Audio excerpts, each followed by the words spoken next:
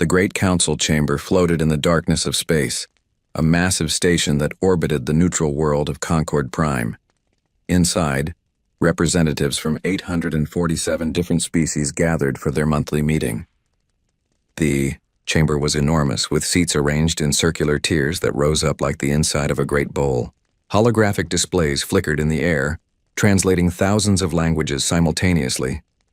Ambassador Velthara of the Corvani adjusted her feathered crest and looked around the chamber. Something felt wrong. It took her a moment to realize what it was. The human section was empty.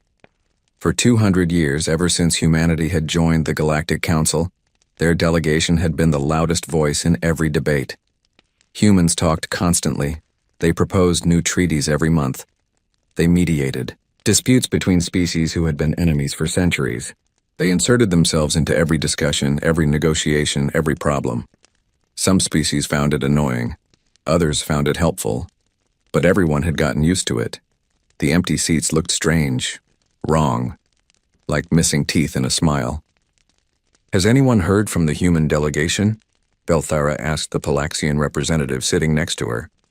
The Palaxian, a being that looked like a floating jellyfish filled with blue light, pulsed uncertainly. "No contact. All their communication channels are closed. We assumed they were simply running late. But the humans were never late. In fact, they usually arrived early."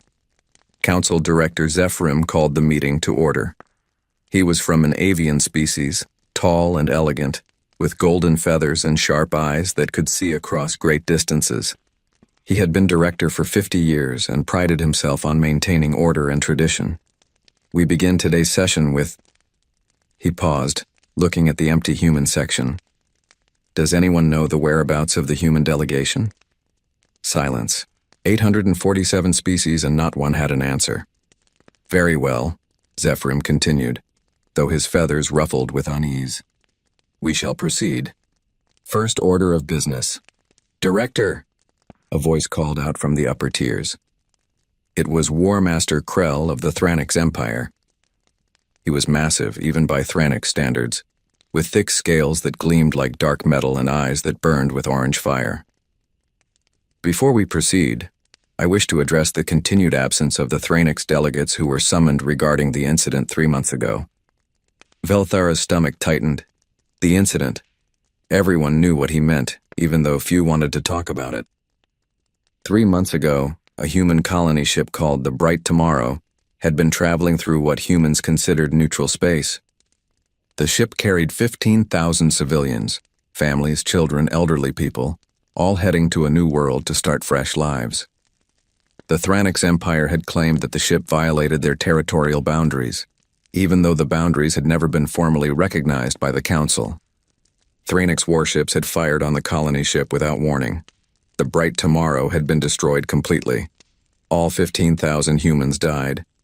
Humanity had been furious. Their ambassador, a stern woman named Chen, had demanded an emergency council session. She presented evidence, testimony, and data logs. She asked for justice. She asked for the Thranix officers responsible to be held accountable. She asked the council to enforce the laws that supposedly governed all species equally.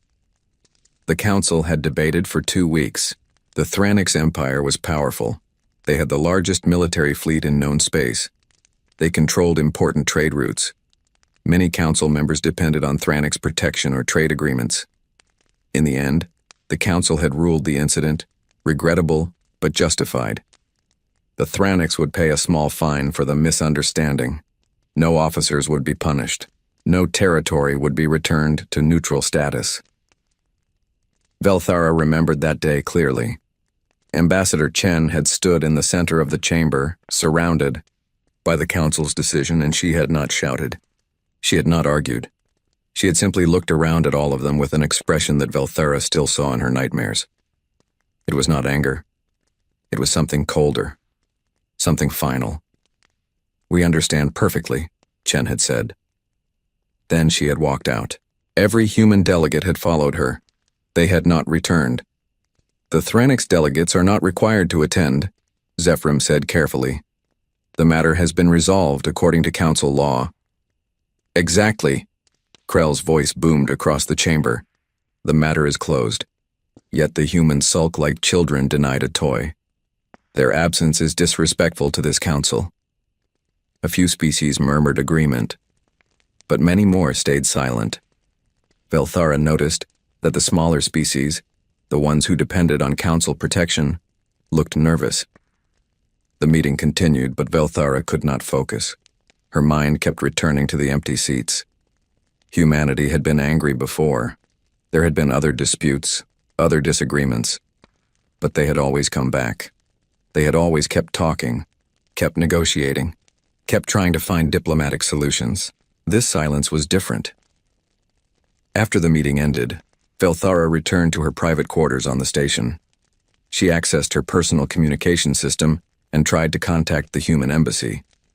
The system connected, but instead of a person, an automated message played. The Human Diplomatic Corps is currently unavailable. We thank you for your patience.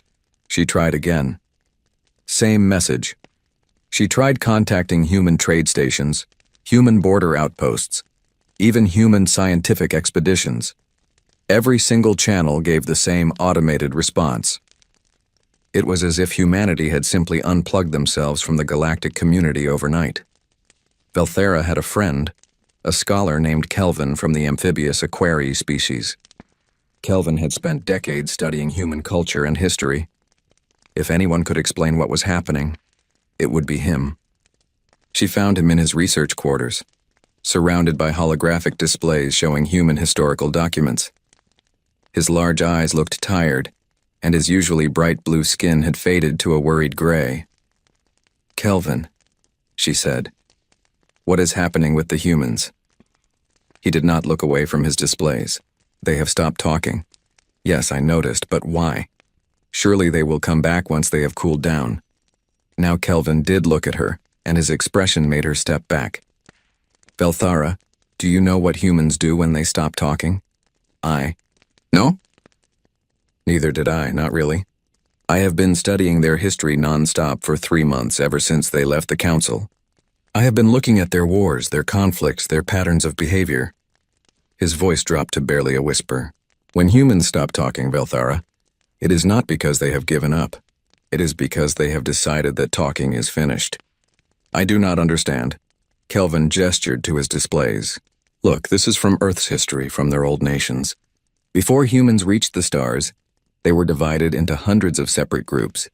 These groups fought constantly. But there were rules, you see. Ambassadors, negotiations, treaties. Even enemies would talk to each other." He pulled up another document. "But there were times when one nation would recall all their ambassadors from another nation. Close all diplomatic channels. Stop all communication. Do you know what that meant?" Velthara shook her head. It meant war was coming. Not just a small conflict. Totarva. When humans stopped talking, it meant they had decided that words were useless. It meant they were going to act instead. "But the humans have always been peaceful," Velthara protested. "Yes, they argue and debate constantly, but they have never started a war. They have been the most diplomatic species in the entire council." "Exactly," Kelvin said, and his eyes were haunted. "They have been diplomatic. They have talked and talked and talked for 200 years. But have you asked yourself why? Why would a species be so insistent on talking, on negotiating, on finding peaceful solutions? Because they value peace? Or because they fear what happens when they stop?" Kelvin pulled up more documents. Humans spent 10,000 years on their homeworld perfecting the art of killing each other. They have had more wars than most species have had generations. They have invented hundreds of ways to destroy their enemies. They studied war like we study science. Their greatest military leaders are remembered like artists and philosophers. Velthara felt cold, but they chose to leave that behind. When they joined the galactic community, did they? Or did they simply restrain themselves? Kelvin pulled up a display showing the human military. "Look at their fleet. By council standards, it is small. They have only a few hundred warships compared to thousands for the Thranics. But have you noticed that human ships are never where they say they will be during inspection?" "What do you mean?" "I mean that for the past 70 years, every time the council has conducted fleet inspections, humans report their ship positions and allow inspectors aboard. But I have been analyzing the data. The ships that get inspected are always the same ones. and there are long gaps in the patrol schedules that do not make sense. Weeks where dozens of ships are listed as in maintenance all at once. You think they have been hiding their true fleet size? I do not know, but I am afraid to find out. Kelvin closed his displays. I have requested an emergency council session to present my findings. I have been denied. Denied? Why? Because Krell and the Thranix representatives convinced the council that I am being alarmist, that the human silence is just a tantrum that will pass. Kelvin's skin flickered with agitation. They do not understand. The humans are not sulking. They are preparing. That night, Velthara could not sleep. She kept thinking about Kelvin's words. She kept seeing those empty seats in the council chamber. At midnight station time, every alarm in Concord Prime began to scream. Velthara rushed to her communication console. Emergency broadcasts were coming from every direction. She pulled up the main channel and froze. A human communication beacon had reactivated. These beacons had been placed throughout the galaxy over the past 2 centuries, creating a network that allowed for faster communication across vast distances. They had been built and maintained by humanity as a gift to the galactic community. For 3 months they had been dark, silent. Now one had turned back on, but it was not broadcasting messages or data. It was broadcasting coordinates and a countdown. 47 days. Velthara stared at the display. The coordinates pointed to a location in Thranix space, and the countdown was ticking down. 47 days, 3 hours, 17 minutes. What would happen when it reached 0? Within an hour, the entire galaxy was awake and asking the same question. Analysts tried to determine what the coordinates meant. They pointed to empty space near a Thranix military outpost, but there was nothing there. No planets, no stations, nothing. Zephyrim called an emergency meeting. The council chamber filled with frightened delegates demanding answers. Even Krell looked less confident than usual, though he tried to hide it behind bluster. This is clearly a threat, he announced. The humans are attempting to intimidate us. We should not give in to their theatrics. But Velthara noticed that many species were not listening to Krell. They were watching the countdown which now displayed in the chamber's central hologram. 46 days, 23 hours, 14 minutes. We should try to contact them, suggested a delegate from the Palaxian Collective. Open a dialogue. Find out what they want. We have tried, Zephyrim said wearily. Every channel returns the same automated message. The humans are not accepting communication. Then send a ship to human space. Demand they speak to us, and we have. 3 delegations have been sent in the past 3 months. All were met at the border by human patrol ships and turned away. The humans said only, there is nothing to discuss. Return home. The chamber fell silent except for the soft ticking of the countdown. Velthara found Kelvin again after the meeting. He was in his quarters staring at the countdown display. 46 days, she said. What do you think it means? I think, Kelvin said slowly, that it means the humans are giving us time. Time for what? To prepare, to evacuate, to say goodbye. He looked at her with his large, sad eyes. When humans went to war with each other on their homeworld, there were sometimes patterns, declarations, warnings, not because they wanted to give their enemies an advantage, but because they wanted their enemies to know that what was coming was not random. It was not cruel. It was justice. Justice for the bright tomorrow. 15,000 dead, and the council said it was justified. Kelvin's voice was flat. The humans have decided to show us what justice looks like when you cannot negotiate for it. Velthara left Kelvin's quarters and walked through the station's observation deck. She looked out at the stars, at the vast expanse of space that held 847 species, each with their own cultures and histories and dreams. For 200 years, humanity had been part of that tapestry. They had been loud and insistent and sometimes annoying, but they had been there. Always talking, always negotiating, always trying to find the peaceful path forward. Now they were silent, and their silence hung over the galaxy like a storm that had not yet broken. Velthara thought about the 15,000 humans who had died on the bright tomorrow. She thought about how the council had called their deaths justified. She thought about how humanity had asked for justice and been denied. And she thought about what Kelvin had said. When humans stop talking, it means they have decided that words are finished. The countdown ticked in the darkness of space. 46 days, 22 hours, 47 minutes. What had humanity decided to do instead? Kelvin could not stop working. His research quarters had become a maze of holographic displays, all showing different pieces of the puzzle he was desperately trying to solve. Sleep felt impossible when the countdown continued its relentless march toward zero. 43 days remaining. He pulled up another file from the Human Cultural Database. These databases had been made available to any species that wanted to study humanity. Kelvin had access because of his academic credentials. But 3 days ago he noticed something strange. New files were appearing in the database, files that had not been there before. They were not locked or hidden. They were simply added, as if humanity wanted people to find them. The latest file was titled Historical Patterns of Human Conflict. Resolution. Kelvin opened it with trembling hands. What he found made his blood run cold. The document was a study, written by human historians, analyzing their own species' behavior across 10,000 years of recorded history. It was clinical, detached, almost brutally honest. Humans, Kelvin realized, were not afraid to examine their own darkness. One section caught his attention. It was labeled Diplomatic Withdrawal and Subsequent Military Action. The study analyzed 47 cases throughout human history where nations had withdrawn all diplomatic contact with an enemy before going to war. In 45 of those cases, the war that followed was not about conquest or territory. It was about complete destruction of the enemy's ability to threaten them again. The humans called it total war. Kelvin read the details and his hands shook. Humans had a concept called proportional response. When they were attacked, they would respond with equal force. But there was a line. Once an enemy crossed that line, usually by targeting civilians or committing what humans called war crimes, proportionality ended. Then came something else, something humans called making an example. The Bright Tomorrow had carried 15,000 civilians, children, families. The Thranics had crossed the line. Kelvin immediately tried to contact Zephyrim, but the council director was in closed meetings. He tried to send his findings to other council members. Most ignored him. A few sent polite messages saying they would review his data when time permitted.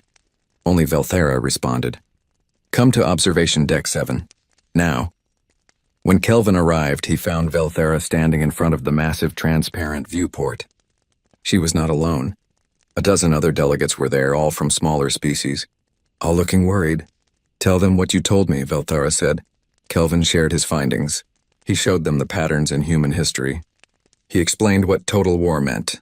He showed them data about human military capacity that did not match the official numbers.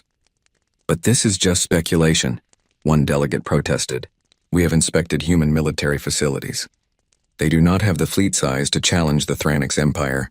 Have we? Kelvin pulled up inspection records. Look at these dates. We inspect the same stations, the same shipyards over and over. We never visit the facilities in their deeper territories. They say those are civilian manufacturing centers, and we believe them. Why would humans lie about their military strength? Another delegate asked. Maybe they were not lying, Velthera said quietly. Maybe those facilities really were civilian. But what can manufacture civilian ships can manufacture military ships. All you need to do is change the production schedules. That would take years. They have had 3 months since the council's decision, Kelvin said. But I think they have been planning much longer than that. Look at this, he displayed shipping records. For the past 6 months, even before the Bright Tomorrow incident, humans have been withdrawing civilian populations from all frontier worlds. Slowly. Quietly. A few thousand here, a few thousand there. They called it routine population redistribution. Why would they evacuate their civilians before the attack happened? Because, Kelvin said, feeling sick as he spoke, I think they knew something like this was going to happen eventually. I think they were waiting for an excuse. The room fell silent. That is absurd, someone finally said. You are suggesting humans wanted their civilians to die? No. Kelvin's skin flashed with agitation. I am saying humans know their own history. They know how galaxies work. Might makes right. The strong prey on the weak. They have been watching the Council for 200 years. They have seen how we treat smaller species, how we ignore crimes when the criminal is powerful. They knew eventually they would be tested. And when that test came, Velthera continued, when the Thranics killed 15,000 humans and the Council called it justified, the humans decided they had their answer. The galaxy operates on strength, not justice. So they will speak in the only language the galaxy truly understands. Across the galaxy, other species were having their own realizations. A trade convoy from the Merchant Guild approached a human border world to deliver goods. The colony was called New Vancouver, home to 3 million humans and known for its beautiful gardens and peaceful culture. When the convoy arrived, they found the planet empty, not destroyed, not invaded, just empty. The city stood intact. Power plants still ran. Automated systems maintained the gardens, but every single human was gone. The convoy captain sent a panicked message back to the guild. Within hours, reports came flooding in. 15 human border colonies all evacuated, 23 human space stations empty, 47 orbital habitats abandoned. 6 million humans had vanished from the frontier in 3 months and nobody had noticed because they had left everything running. Lights still turned on at night. Crops were still being harvested by machines. Ships still docked at stations, but only automated cargo systems greeted them. It was as if humanity had decided that their frontier was no longer safe and had withdrawn everyone to where? The Thranix Empire decided they had been patient enough. Krell convinced the military command that the human silence was a sign of weakness. They were hiding, he said. They were afraid. We should take advantage of their fear, Krell argued before the Thranix High Command. Push into their territory. Show them that their tantrums have consequences. The High Command agreed. They authorized a scouting mission. 12 Thranix warships would enter human space and investigate the abandoned colonies. If humans objected, they would be reminded of Thranix military superiority. The fleet entered the system New Vancouver had once occupied. The planet still hung in space, beautiful and blue. The fleet commander scanned the surface and confirmed the reports. No humans, just empty cities and running machines. Scan for weapons, the commander ordered. They might have left traps. The scans showed nothing. No weapons, no shields, no defenses at all. The planet was completely unprotected. Sir, the sensor officer said, I am picking up something strange in the outer system. Define strange. There are structures, orbital platforms of some kind. But they are not showing up properly on scanners. I am only detecting them because they are blocking starlight. The commander felt a cold chill run down his spine. How many structures? I cannot get an accurate count. The stealth technology is extremely advanced, but based on the star occlusion patterns, at least 300 platforms. Possibly more, 300. In one system, a system humans had supposedly abandoned. Back us out, slowly. No sudden movements. But as the Thranix fleet began to retreat, every screen suddenly lit up with a message. It was text only. No voice, no image. Just words in every galactic language. You are trespassing. Leave now. Do not return. The fleet left. Fast.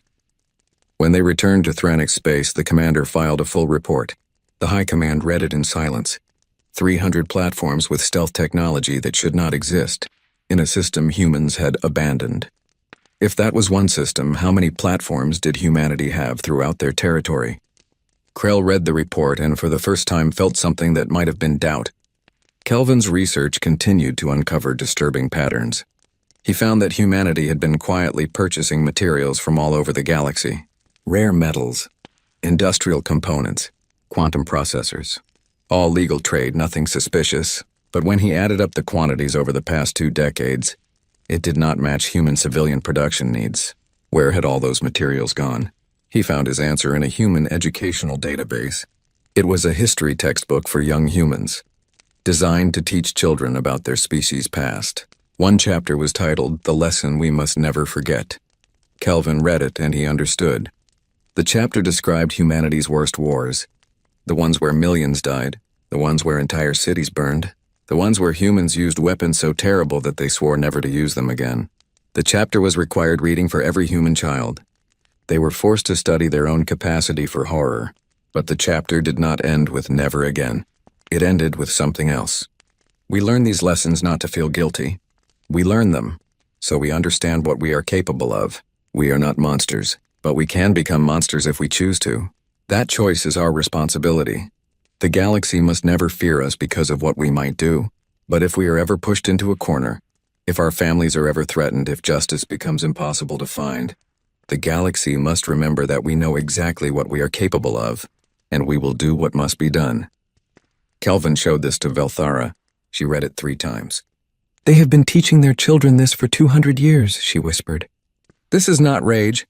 This is not revenge. They have been preparing for this possibility since the day they joined the galactic community. Preparing for the day the galaxy failed them," Kelvin agreed. The countdown continued. 37 days. Reports came in from across the galaxy. Human trading ships had returned to human space. Human diplomats had evacuated all embassies. Human scientific expeditions had abandoned their projects, even long-term studies that had been running for decades. And then someone noticed the shipyards. A freelance journalist from the Galactic News Network had archived footage of human shipyards from 10 years ago. She compared it to recent footage taken by a passing merchant vessel. Something was different. Very different. 10 years ago, the shipyards had been building colony ships, cargo haulers, and research vessels. The facilities were busy but not remarkable. Standard civilian production. In the recent footage, the shipyards were empty. Not inactive, empty, as in every ship that had been under construction was gone. Hundreds of vessels just vanished. Either humanity had the fastest shipbuilding operation in galactic history, or they had been building something other than civilian ships, and had now moved all of them somewhere else. The journalist published her findings. The galaxy paid attention. Suddenly, everyone was looking at human territory with new eyes, trying to spot what they had missed. A military analyst from the Palaxian Collective ran the numbers. If humanity had been secretly converting even 20% of their civilian production to military purposes over the past 20 years, and if those ships were designed with war in mind, rather than being retrofitted civilian vessels, the analyst published his estimate. 3,000 warships, maybe more, all designed from the keel up for combat, all crewed by a species that had spent 10,000 years perfecting warfare, and every single one of them was now somewhere in human space, location unknown. The council finally agreed to let Kelvin present his findings. It took 36 days of the countdown ticking away before they gave him a time slot. Better late than never. Kelvin stood in the center of the council chamber. 847 species looked down at him. The empty human section loomed large to his left. "I am here to warn you," he began. "We have misunderstood humanity, fundamentally and dangerously." He showed them everything, the historical patterns, the evacuations, the material purchases, the education system that taught every human child about their capacity for violence, the evidence that humanity had been building a military far larger than anyone suspected. "But why?" someone called out. "If they had this power, why hide it? Why not use it for influence?" "Because," Kelvin said, "humans do not want to be feared. They want to be trusted. They spent 200 years trying to build a galaxy where strength did not matter, where justice could be found through words and laws. They hid their weapons because they hoped never to use them. Then why build them at all? Hope is not certainty," Kelvin said quietly. "Humans hope for the best but prepare for the worst. It is part of their nature. They hoped the galaxy would value justice. They prepared for the possibility that it would not." Krell stood up, his massive form radiating anger. "This is speculation and fear-mongering. The humans are hiding because they are weak. They know they cannot challenge Thranik's might." "Then why?" Velthara stood as well, her voice cutting through the chamber. "Is your empire mobilizing every warship you have? Why are you pulling forces from every border and massing them in your core systems? If the humans are so weak, why do your actions suggest you are preparing for the fight of your life?" Krell's eyes blazed, but he said nothing, because it was true. The Thranik's empire was quietly preparing for war. They were just not admitting it publicly. Zephyrim raised his hand for silence. "Kelvin, what do you recommend we do?" "Contact the humans, apologize. Offer to reopen the investigation into the Bright tomorrow. Give them what they asked for in the first place, justice. The council has already ruled, then unrule it." Kelvin's voice cracked with desperation. "Please, the countdown has 30 days left. Whatever humanity has planned, we still have time to stop it, but only if we admit we were wrong." The council debated for 3 hours. In the end, they voted. The decision was close, but the answer was no. To reverse their ruling would set a dangerous precedent. It would make the council look weak. It would anger the Thranik's empire. Better to maintain order. Better to stay strong. Better not to give in to threats. Kelvin walked out of the chamber feeling numb. He had tried. He had presented everything. And the council had chosen pride over survival. That night he received a message on his private communication system.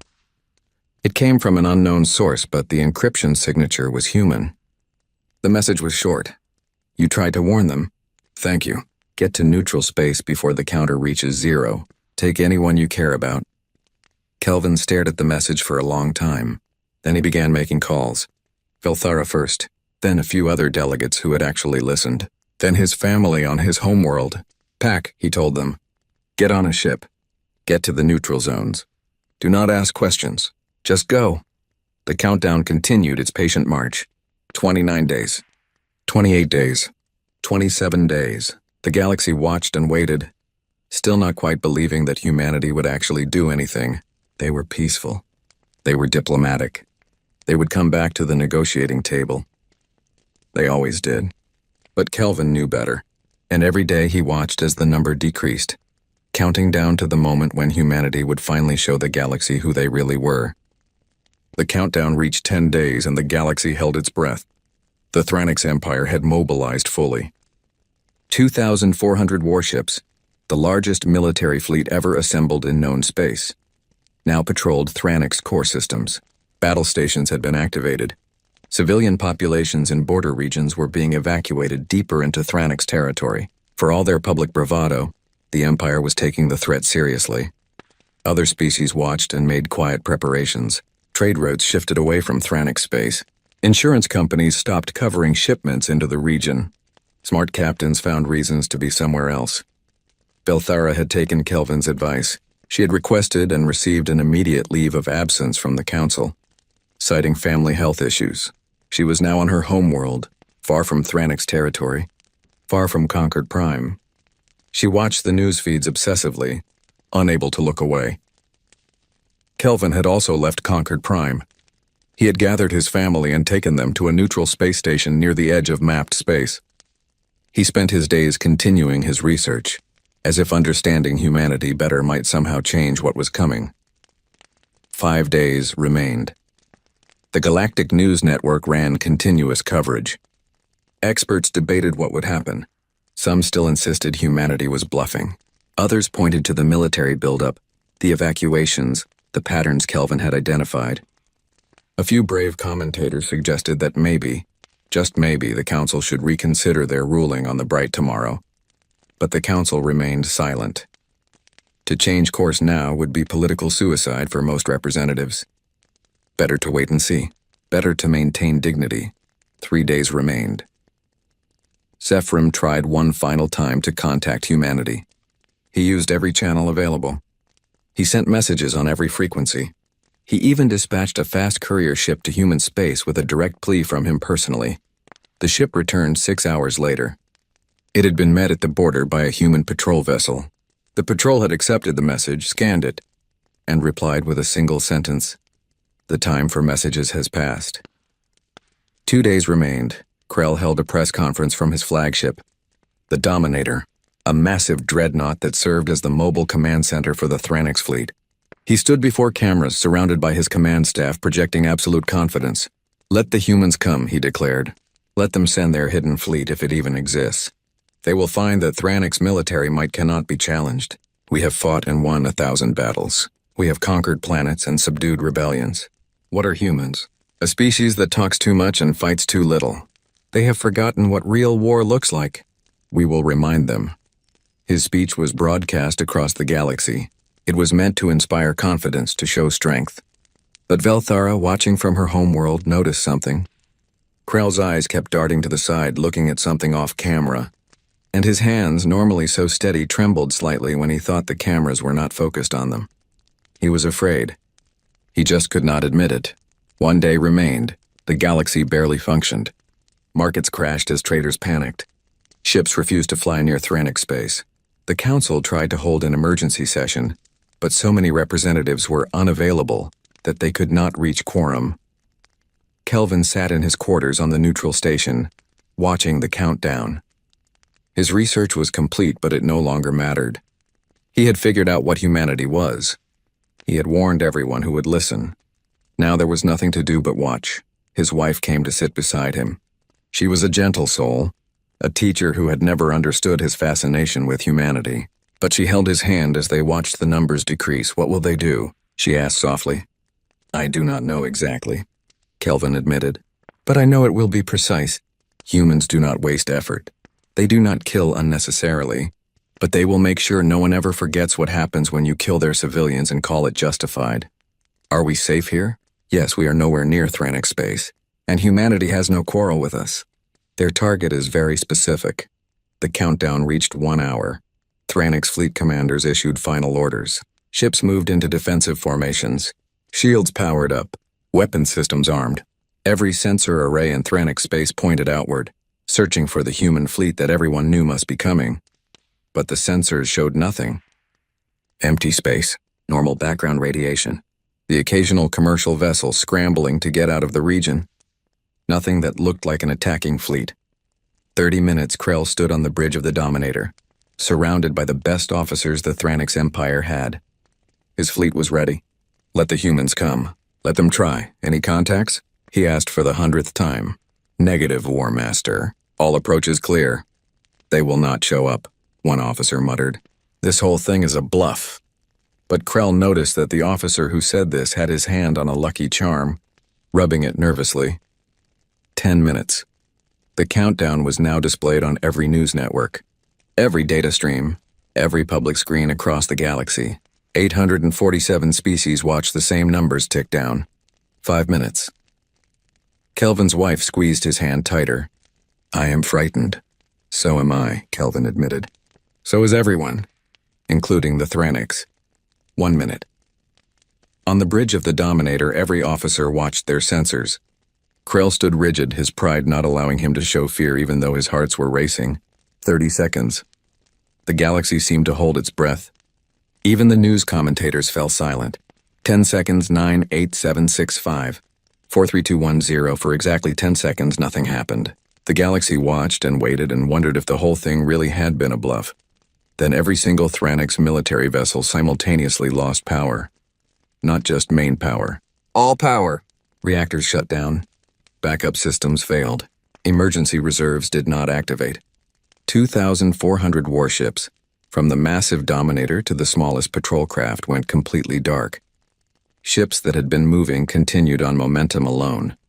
Ships in orbit began to drift. The mighty Thranix fleet, the largest military force in known space, became nothing more than metal debris floating in space. On the Dominator's bridge, emergency lights failed to activate. Officers shouted in confusion. Krell demanded answers, but the communication systems were dead. Everything was dead. Then, exactly 48 seconds after the power failed, it came back. Reactors reactivated. Systems rebooted. Shields flickered back to life. Weapons came back online. But everyone on every ship knew the truth. Something had reached into their vessels and turned them off. Remotely. Simultaneously. Effortlessly. And if whatever it was could turn them off, it could have destroyed them just as easily, before anyone could react, before anyone could speak. Every screen in Thranix space lit up with a message. Every communication system, every display, every data terminal. The message appeared simultaneously on military vessels, civilian stations, planetary networks, and personal devices. It was a list: names, dates, locations, casualties. The list showed every Thranix military action for the past 300 years. Every battle, every conflict, every incident. And beside each one, detailed records of civilian casualties, treaty violations, and war crimes. The list was hundreds of pages long. It was meticulously documented. Every claim was backed by sensor logs, testimony, intercepted communications, and evidence that had been quietly gathered over centuries. Humanity had been watching, recording, documenting everything. The list ended with one entry. The bright tomorrow. Date 72 days ago. Location, Sector 447. Civilian casualties, 15,000. Perpetrators, War Master Krell, Commander Thresh, Commander Valcor. Council ruling, justified. Then came a new message, broadcast on all frequencies in every galactic language. To the species of the galaxy. For 200 years we spoke. We negotiated. We asked for justice through proper channels. We believed in the system you created. The Galactic Council had one purpose: to prove that civilization could be built on law, not strength. That the weak could find protection through justice, not force. The council failed. 15,000 of our people died. The council called it justified. We asked for accountability. The council refused. We understand the message this sends. We understand the system as it truly exists. The strong do as they wish. The weak suffer as they must. Words and laws mean nothing without the power to enforce them. Very well, you have chosen the rules. We will play by them. The Thranix Empire claimed our civilians were acceptable casualties. We disagree. We will now collect what we are owed. The following individuals are responsible for ordering, executing, or covering up the massacre of the Bright Tomorrow. War Master Krell, Commander Thresh, Commander Velcor, Admiral Thex, and 17 others listed below. They will be turned over to human custody within 24 hours. The Thranix government that authorized this attack and defended it will dissolve. New elections will be held under neutral oversight. These terms are not negotiable. They are not a request. They are what will happen. If the Thranix Empire complies, no further action will be taken. If they refuse, we will extract the individuals ourselves. Any resistance will be met with overwhelming force. You have 24 hours. This is not revenge. This is justice. We gave you 200 years to prove justice could be found through words. You failed. Now you will learn that justice, one way or another, will be done. The message ended. Across the galaxy, billions of beings stared at their screens in shock. On the Dominator's bridge, Krell stood frozen. His name was on the list. He was being hunted by humans, by a species everyone had thought was weak. War Master, an officer said quietly. Our sensors are detecting something. What? Ships, lots of ships. They are appearing, all around Thranix space. Krell looked at the sensor display. His blood turned to ice. Red markers were appearing everywhere. Hundreds of them. Thousands of them. Ships decloaking from stealth technology that made them invisible until they chose to be seen. The sensors counted automatically. 1,000. 2,000. 2,500. 3,000. 3,000 human warships surrounding all of Thranix space. Every major planet, every military installation, every trade route. They had been there the whole time, invisible, watching, waiting. The human fleet outnumbered Thranix forces. But more than that, these were not civilian ships hastily armed for war. These were purpose-built warships. And the technology they displayed, stealth systems, remote shutdown capabilities, coordination across thousands of vessels, was far beyond what anyone thought humanity possessed. Krell realized with crushing certainty that humanity had not been hiding because they were weak. They had been hiding their strength because they had hoped never to use it. Now that hope was gone, and the galaxy was about to see what humanity had been holding back for 200 years. The Thranix High Command convened an emergency session. The fleet was crippled not by damage but by fear. Their most advanced warships had been turned off like children's toys. The enemy had technology they could not match. And the enemy was not going away. We could fight, one commander suggested weakly. And how would we fight? Another replied. They can turn off our ships remotely. They can appear and disappear at will. They have superior numbers and superior technology. Fighting would be suicide. Then what do you suggest? We surrender? Hand over our War Master like criminals? Krell ordered the attack on civilian vessel. He did commit. Do not finish that sentence. Krell roared. I followed proper military protocol. The vessel was in our space. It was in disputed space, someone said quietly. And it was carrying civilians, children. Silence fell over the room. They want me, Krell said finally. They want us. 22 officers. They listed us by name. What do we do, War Master? Krell looked at the sensor display showing 3,000 human ships in perfect formation. Not attacking, just waiting. Patient. Inevitable. I do not know, he admitted. And for a warrior who had spent his entire life certain of his strength, those words tasted like poison. Across the galaxy, the initial shock began to fade, replaced by frantic activity. The council tried to convene, but half the representatives were missing. Some had fled. Some were in hiding. Some simply refused to be part of whatever was coming next. Felthara watched the news coverage from her homeworld. She felt sick. Kelvin had been right about everything. Humanity was not bluffing. They were not weak. They had been waiting, hoping the galaxy would prove it could function on justice. And when the galaxy failed that test, Humanity had already been prepared for 200 years to provide their own justice. Kelvin sat in his quarters, vindicated but not happy. He had tried to warn them. They had not listened. Now everyone would pay the price for that arrogance. His wife looked at him with frightened eyes. "What happens now?" "Now," Kelvin said softly, "we find out if the Thranics have learned anything. If they give up the ones responsible, humanity might stop there.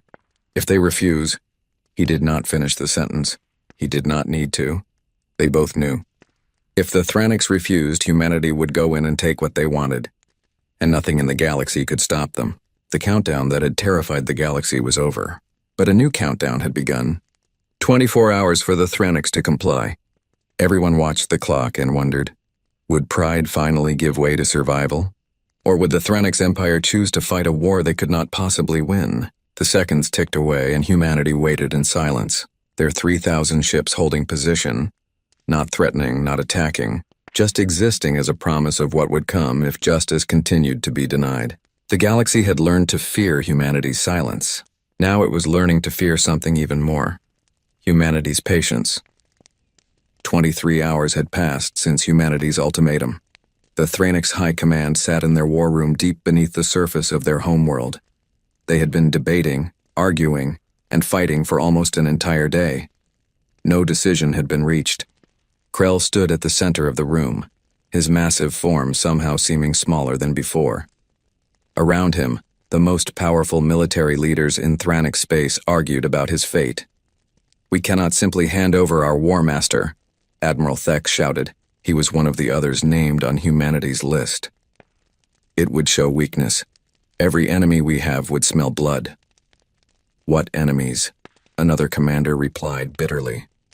"We cannot even defend against the humans. 3,000 ships appeared from nowhere. They turned off our entire fleet like it was a toy. What other enemies matter compared to that? We have fought for 300 years to build this empire. We do not surrender because one species throws a tantrum." "This is not a tantrum," a quieter voice said. Commander Velrus was younger than most in the room, but he had studied human military history. "This is an execution that has not happened yet.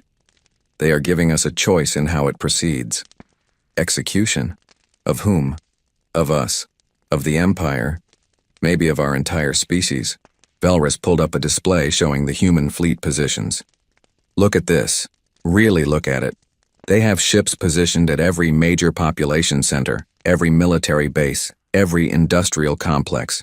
But they are not in attack positions. They are in containment positions. They have surrounded us completely. So? We can break through." "With what?" Velrus demanded. "They demonstrated they can shut down our ships remotely. Even if they could not, they outnumber us and have better technology. But here is what should truly terrify you. They are not trying to terrify us.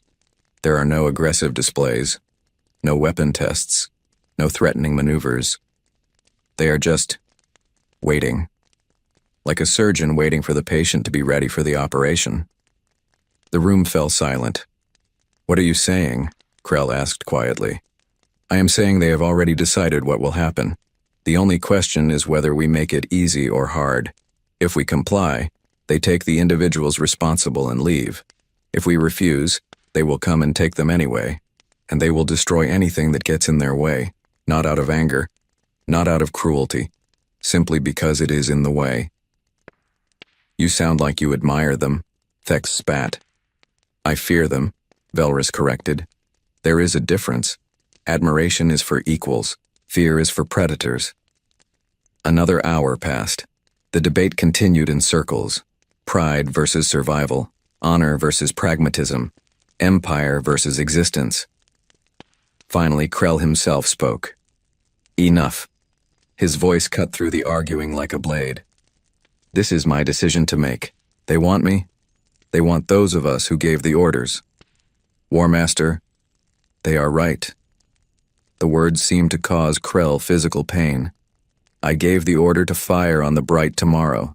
I believed it was justified. I was wrong. You were following. I was wrong."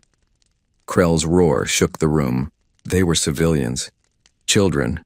And I killed them because they were in space I claimed was mine." The humans asked for justice and we spat in their faces. Now they have come to collect, and you are all sitting here pretending we have a choice." He looked around at the others named on the list. "We can continue this farce. We can refuse. We can order the fleet to fight, and every single Thranix warrior will die bravely and pointlessly. Or we can face what we have done and accept the consequences. You would surrender? You, War Master? Krell would give yourself to the enemy?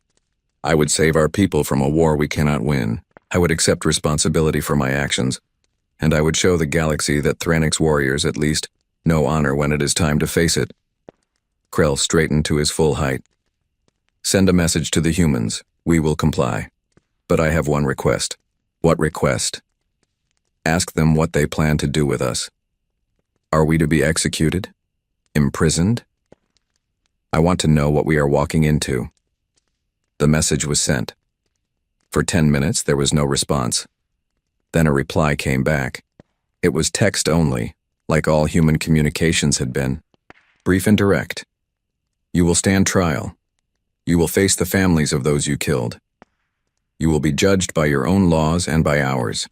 If found guilty, you will be imprisoned according to standards set by the Galactic Convention on Prisoners of War, standards which, we note, the Thranix Empire signed but does not follow. Your imprisonment will be humane. You will not be tortured, you will not be executed. You will simply spend the remainder of your lives knowing what you did and accepting that actions have consequences. This is justice, not revenge." Krell read the message 3 times. He had expected death. He had expected torture. He had expected humans to do to him what he would have done to them. Instead, they promised a trial and imprisonment under rules his own empire had agreed to, but ignored. He realized he had never understood humans at all. "I will go," he said. "The others named on the list will make their own choices, but I will go." One by one, the others agreed. What choice did they have? Pride or survival? In the end, survival won. The Thranix government sent their acceptance. They would comply with all of humanity's demands. The individuals responsible would be turned over. The government would dissolve. Elections would be held. Humanity's response was immediate. Acknowledged. A transfer shuttle will arrive at your capital in 2 hours. The individuals listed should be ready for transport. Bring no weapons, no guards, no tricks. Just the ones we asked for. If everyone cooperates, this will end peacefully. 2 hours later, a single human shuttle descended through Thranix atmosphere. It was small, unarmed, and carried only a pilot and 2 security officers. The shuttle landed in the capital city's main plaza, where millions of Thranix citizens had gathered to watch. Krell walked toward the shuttle. Behind him came the other 21 individuals on humanity's list. They wore no armor. They carried no weapons. They walked with heads held high, trying to maintain dignity and surrender. The human security officers stood at the shuttle's ramp. They were not large by Thranix standards. They were not impressive or frightening. They simply stood there, calm and professional, watching the war criminals approach. When Krell reached the ramp, he stopped. He looked at the human officer. "I am War Master Krell. I am responsible for the deaths of 15,000 of your people. I am here to face justice." The human officer nodded once. "We know who you are. Please board the shuttle. You will not be harmed during transport." "That is all? No speech? No declaration? What would be the point?" the officer asked. "You know what you did. We know what you did. The galaxy knows what you did. Words will not change facts." Krell boarded the shuttle. The others followed. Within minutes, the shuttle lifted off and climbed back toward space where a human ship waited. The galaxy watched this happen. The mighty War Master Krell, commander of Thranix forces, surrendering without a fight, being taken into custody by 2 human security officers as if he were a common criminal. Because that is what he was. And everyone knew it. But the Thranix High Command was not done making mistakes. Admiral Thex had not boarded the shuttle. He had hidden instead, refusing to surrender, and he had convinced a small faction of loyalists to help him, This is cowardice, he broadcast to the Thranix fleet. We are warriors. We do not bow to threats. I am taking command of the Third Fleet. We will show humanity what it means to challenge the Thranix Empire. The Third Fleet consisted of 200 warships. It was a significant force. Under Thex's command, they broke formation and began moving toward the nearest human vessels. On the human command ship, Absolute Zero, Captain Sarah Chen, no relation to the former ambassador, watched the Thranix ships approach.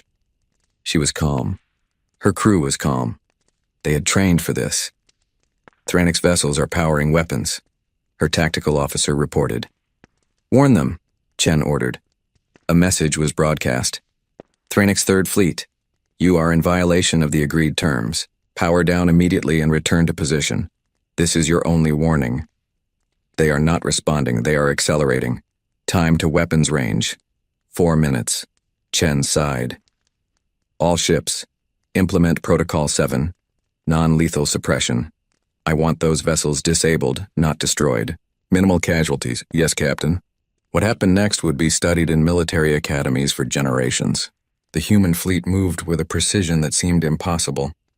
3,000 ships acting as one organism, they did not rush to meet the Thranix attack. They simply repositioned, slight adjustments, small movements.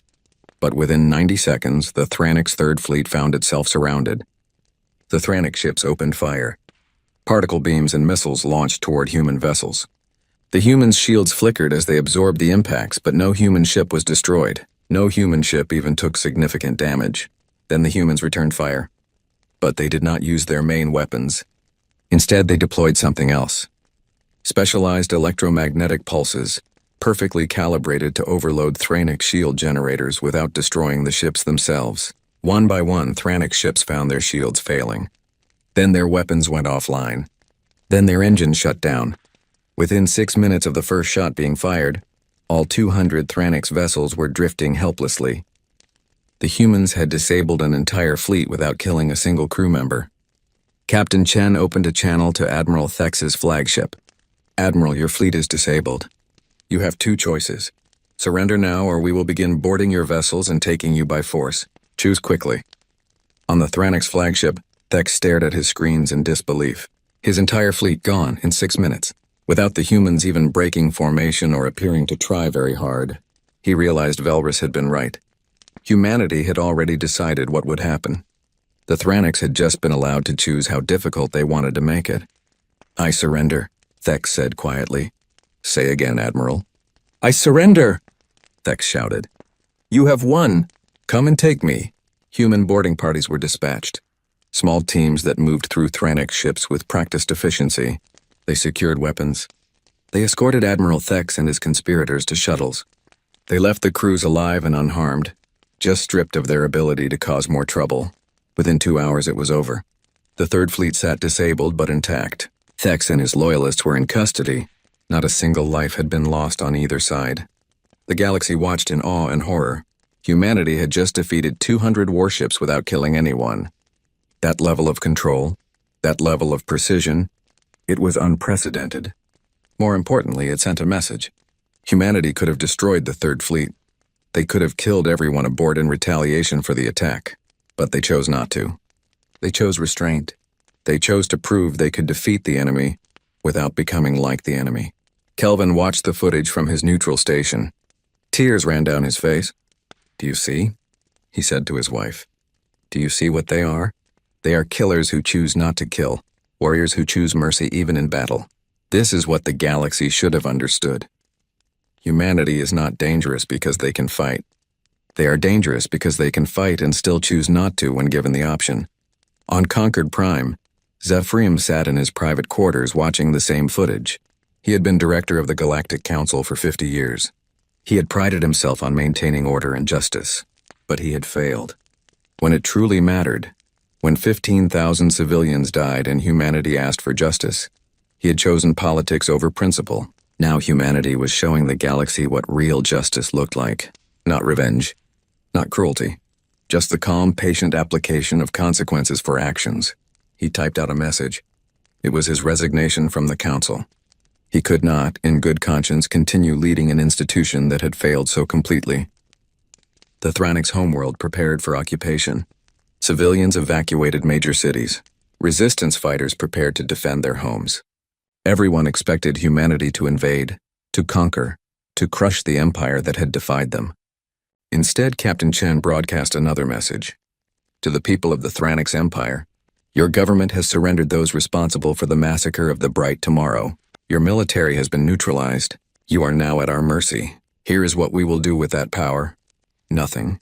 We are not here to conquer you. We are not here to enslave you. We are here only to ensure justice is done and prevent future atrocities. Your government must be dissolved as agreed. New elections will be held under neutral oversight. We will monitor to ensure fairness, but we will not interfere. The Thranix people will choose their own future. We will maintain a presence in your space for 1 standard year, not as conquerors, as peacekeepers. Any attempt at military buildup will be stopped. Any threat to civilian populations will be met with immediate intervention. But if you choose peace, if you choose to rebuild your society on better foundations, we will not stand in your way. In 1 year we will withdraw. What you do after that is your choice. But know this, we will be watching. Always. And if you ever again attack civilians, if you ever again commit the crimes your old government committed, we will return. And next time, we will not be so gentle. This is not occupation. This is transition. Use this time wisely. The Thranix people, expecting conquest, instead got a chance at redemption. It was more than most of them thought they deserved. Across the galaxy, species that had been enemies of the Thranix for centuries prepared to take advantage of their weakness. Predators smelling blood. Old grudges waiting to be settled. But every time a fleet moved toward Thranix space, they found human ships waiting. The message was always the same. Turn back. The Thranix are under protection while they rebuild. Come back in 1 year if you still want war. Most turned back. A few tried to push through. Those few learned that humanity's patience with the Thranix did not extend to other species looking to prey on the vulnerable. Humanity had not just defeated the Thranix Empire. They had taken responsibility for what came after. They were not just executioners of justice, they were guardians of the peace that followed. And the galaxy began to understand. This was not a species that fought for glory or conquest. This was a species that fought to prove a principle, the principle that actions have consequences, that the strong do not get to do as they wish, that justice, one way or another, will be done. Krell sat in a human prison cell. It was clean. He was given food and medical care. He was not tortured or abused. He was simply held accountable. Every day, he was required to watch video testimony from survivors of the bright tomorrow. Families who lost children, children who lost parents, people whose entire lives had been destroyed by his order. It was the most effective punishment humanity could have devised. Not pain, just truth. The weight of what he had done, shown to him over and over until he could never escape it. On the 50th day of his imprisonment, Krell asked to speak. A human guard brought him to an interview room. A human official sat across from him. I want to speak, Krell said. To the families. To apologize. I know it will not change anything, but I need them to know that I understand. I was wrong. I thought strength was enough. I thought their lives mattered less than my orders. I was wrong. The official studied him for a long moment. We will arrange it. But understand, many of them will not forgive you. Many will hate you until you die. Apology does not erase what you did. I know, Krell said, but I need to try. Even if it changes nothing, I need to try.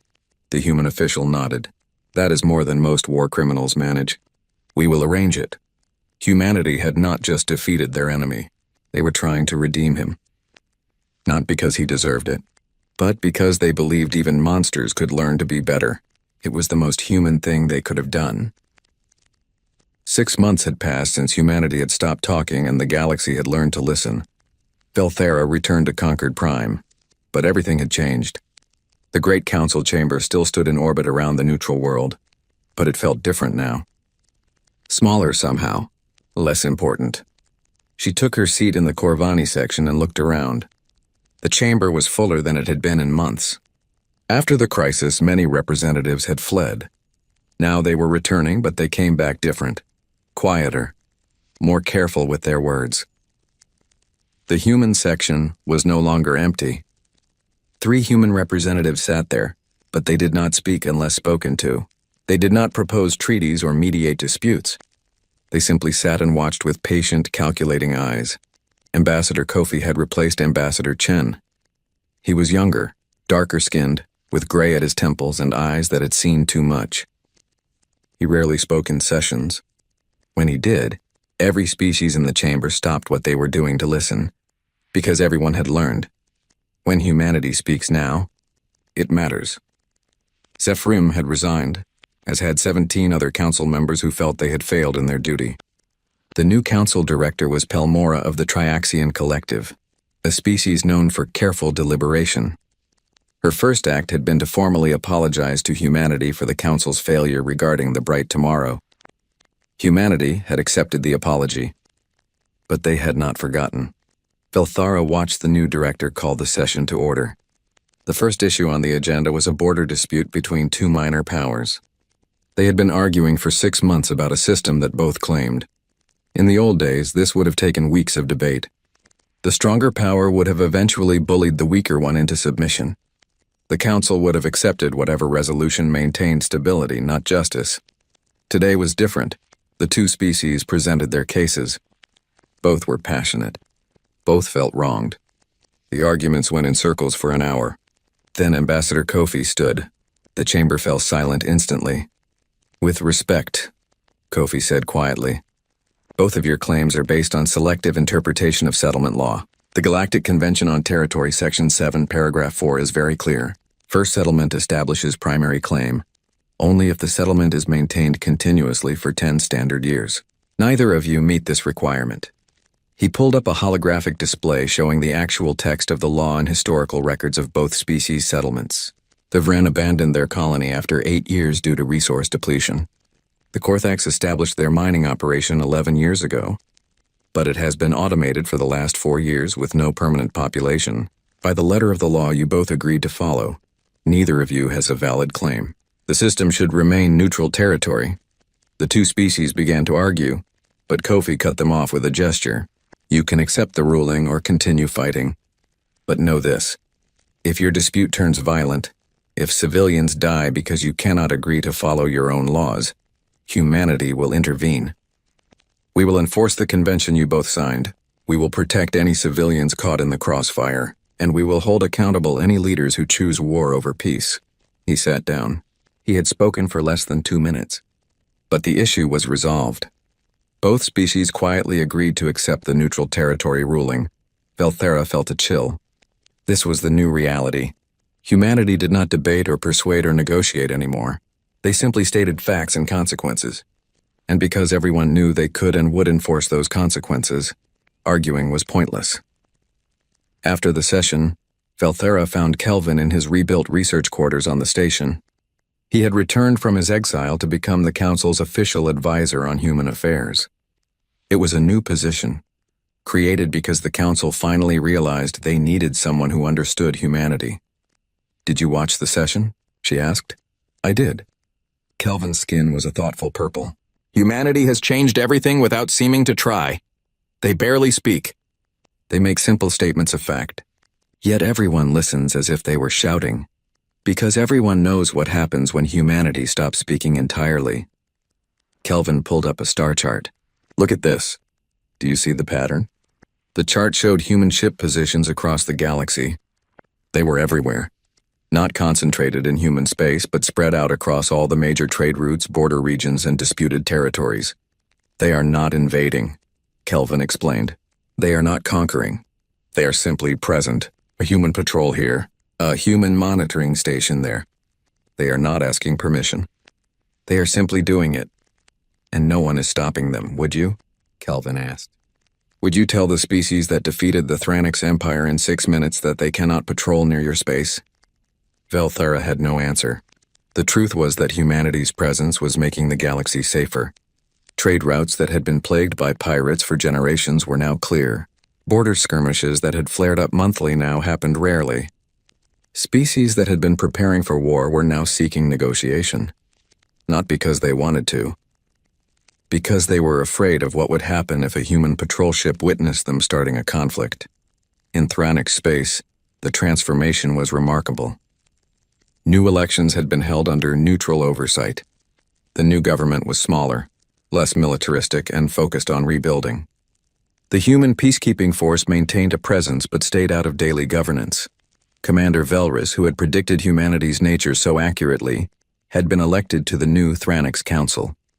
His first act was to establish a Truth and Reconciliation Commission to investigate and document all of the old Empire's crimes. "We must face what we were," he told his people in his inaugural address. "We must understand what we did. Only then can we become something better. The humans gave us a chance to change. We must not waste it." The human peacekeepers watched and documented but did not interfere. They were there to prevent violence, not to dictate politics, but everyone knew they were watching. Always watching. On the human prison vessel Hope of Better Days, Krell continued his sentence. He had spoken to families of the Bright Tomorrow victims. Most had refused to see him. A few had come to scream at him. 2 had listened to his apology. None had forgiven him. But a few had said they appreciated that he was trying. It was more than he deserved, and he knew it. His human guards were professional but not cruel. They treated him according to the rules, nothing more, nothing less. He had everything he needed to survive, but nothing to make him comfortable. He was allowed to watch news from the galaxy. He saw the Thranix Empire rebuilding. He saw the new government making different choices. He saw humanity patrolling the galaxy, not as conquerors but as guardians. One day a human guard asked him a question. "Do you understand now? Why we did this?" Krell thought carefully before answering. "You wanted justice, not just justice. We wanted to prove that justice is possible. For 200 years we tried to build a galaxy where laws mattered more than strength. The Council failed that test, so we had to prove it ourselves. By defeating us. By defeating you without becoming you. We could have killed everyone on every Thranix ship. We could have bombarded your homeworld. We could have done to you what you did to our civilians. But we did not. Because that would have proved nothing except that we can be as cruel as anyone else." The guard paused at the door. "We are trying to show the galaxy that you can be strong and still choose mercy. That you can win and still follow your own principles. That justice does not require cruelty. If we had just killed you all, we would have been no different than the Empire we destroyed." Krell sat with that thought for a long time after the guard left. In the council chamber, months continued to pass. Humanity remained silent most of the time. They voted on important issues but rarely participated in debates. They were present, watching, recording, but not controlling, yet their presence changed everything. Species that had ignored council law for centuries now followed it carefully. Disputes that would have led to war were now settled through negotiation. Smaller species that had lived in fear now felt protected. The galaxy had not become perfect, but it had become better. Belthera finally asked Ambassador Kofi the question that had been bothering her for months. They were in a private meeting room discussing a minor treaty issue. "Why do you barely speak anymore?" she asked. "You used to be the most vocal species in the council. Now you only speak when necessary." Kofi looked at her with tired eyes. "Because for 200 years we talked and no one truly listened. We proposed hundreds of treaties. We mediated thousands of disputes. We tried to build a better galaxy through words, and when 15,000 of our people died, the galaxy told us our words meant nothing." He stood and walked to the viewport, looking out at the stars. "We learned that the galaxy does not respect words. It respects action. So we stopped talking and started acting. Now when we do speak, everyone listens. Not because our words have changed, but because everyone knows we will back those words with action if necessary." "But you are still trying to build a better galaxy?" "Yes. But we are doing it differently now. We are not asking permission. We are not debating philosophy. We are simply enforcing the rules that everyone claims to believe in, but no one actually follows. We are proving that civilization can function on law instead of strength, but we are doing it by being stronger than anyone else and choosing to restrain that strength. What if someone challenges you? What if another species builds up their military and decides to test humanity?" Kofi's smile was cold. "Then they will learn what the Thranix learned. We do not want war. We will avoid war if possible. But if someone forces us to fight, they will face an enemy that has been perfecting warfare for 10,000 years and has spent 200 years hoping never to use those skills." He turned to face her. We are not peacekeepers because we are weak. We are peacekeepers because we are strong enough to enforce peace. There is a difference, Belthara understood. Humanity had become exactly what the galaxy needed but did not want. An enforcer. A guardian. A species powerful enough to maintain order but principled enough not to abuse that power. At least not yet. The question was whether humanity could maintain that balance. Whether they could continue to be strong without becoming the tyrants they had overthrown. In a small classroom on Earth, a teacher stood before 30 young students. Today's lesson was about the bright tomorrow and the events that followed. Class, the teacher said, you have now learned about what happened when our diplomacy failed. When 15,000 of our people died and the galaxy told us their lives did not matter. You have learned how humanity responded. What did we do? We stopped talking, one student said. We showed them our strength, another added. We made them face justice, a third contributed. All correct, the teacher nodded. But here is the most important question. Could we have done it differently? The students thought about this. Finally, one raised her hand. We could have destroyed them completely. We could have killed everyone. We could have, the teacher agreed. We had the strength. We had the justification. Many in the galaxy would have understood. So why did we not? Another student answered. Because we are trying to be better than that. Exactly. We are trying to prove that you can be powerful without being cruel. That you can win without becoming the monster. This is the hardest path. This is the path that requires us to be stronger than we have ever been. Not physically strong, morally strong. The teacher pulled up images of the galaxy as it was now. Peaceful trade routes. Resolved disputes. Species working together instead of fighting. This is what we fought for. Not revenge. Not conquest. This, a galaxy where laws matter. Where civilians are protected. Where the weak can find justice. We spent 200 years asking for this galaxy. When asking failed, we built it ourselves. One student asked quietly, but what if we fail? What if we become like the old empires? What if our power corrupts us? Then, the teacher said seriously, we will deserve what comes after. Power without principle is tyranny. We must never forget that. We must always remember the 15,000 who died because power was more important than justice. We enforce peace now, but we must always question ourselves. Are we enforcing peace? Or are we simply using peace as an excuse for control? The lesson ended. The students left, but they would remember. As every human child for 200 years had been taught about humanity's capacity for violence, now they would also learn about humanity's responsibility to use that violence only for justice. Years passed. The human peacekeeping force remained. Species grew accustomed to seeing human ships in their space. Some resented it. Most accepted it. A few were grateful for it. The Thranix Empire had rebuilt into something new. A federation of worlds, democratic and peaceful. They would never have the military might they once did. But they had something better. A future. Krell died in human custody after serving 15 years of his sentence. He was 73 years old. In his final message recorded for posterity, he said, I was wrong. About strength. About power. About what matters. I hope my people have learned from my mistakes. I hope the galaxy has learned. Strength without justice is not strength. It is just violence waiting to happen. His death was marked respectfully. He was buried according to Thranix custom. His victims did not forgive him, but they acknowledged that he had tried to understand his crimes. It was more than many war criminals managed. On Concord Prime, now 50 years after humanity had stopped talking, a young species made first contact with the galactic community. They were called the Mirani, a timid people who had only just developed faster than light travel. The council welcomed them with proper ceremony. Many species offered trade agreements and mutual defense pacts. It was all very formal and friendly. The Mirani representative, a small creature covered in silver fur, stood before the council. We are honored to be welcomed, she said softly. But we are also afraid. We are small. We are weak. We have heard stories about how this galaxy treats those who cannot defend themselves. The chamber fell silent. Then Ambassador Kofi stood. He was old now, gray-haired and tired near the end of his service. He looked at the frightened young species and spoke with a gentleness that surprised many.